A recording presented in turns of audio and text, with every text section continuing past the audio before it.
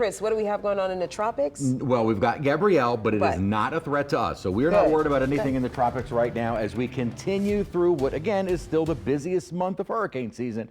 I know once we start getting into September, people start forgetting about it, especially since we've gone 20 days without a named storm. Gabrielle breaking that streak. Still kind of ragged right now. It is struggling at the moment. Now, winds are at 50 miles an hour, but the thunderstorms are well removed from the center. So it is still struggling with wind shear and dry air, and that is expected to continue through the next couple of days. Now, as we head toward the weekend and early next week, conditions should become a little bit more hospitable for further organization, strengthening. Not anticipated to be a major hurricane, but could pass very close to Bermuda as a hurricane. And again, the expectation is that it will be our only second hurricane of the season.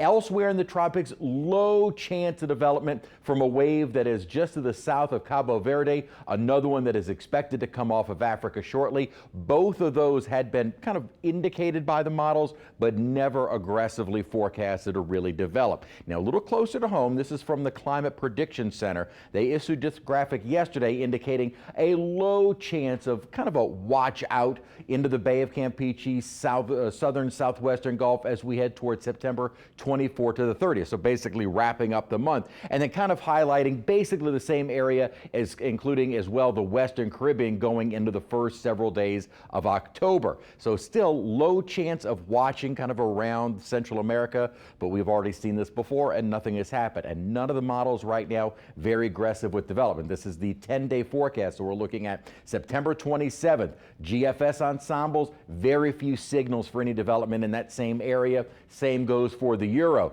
The Google DeepMind has absolutely nothing there, but there are some indications of something trying to come out of the Western Caribbean and move into the Eastern Gulf or maybe over toward Florida. So right now there is little consensus in the models with any type of homegrown storms in the next 10 plus days. This get us to mid-October, we start getting the real cold fronts, and unfortunately no real cold fronts in our forecast. Had some big thunderstorms early that were out to our west. We benefited from some late afternoon cloud cover, but high temperatures were still able to get into the low, even mid-90s. Right now though, 80 degrees, not a bad evening, with those dew point values still holding in the 60s or lower 70s. Our evenings and especially mornings really don't feel all that bad. 70s, low 80s outside right now, dew point 60s, lower 70s, and they usually do peak during the late evening hours and then come down during the overnight. So I think we will be 60s and low 70s to start our day tomorrow, and expecting much of the same through the weekend.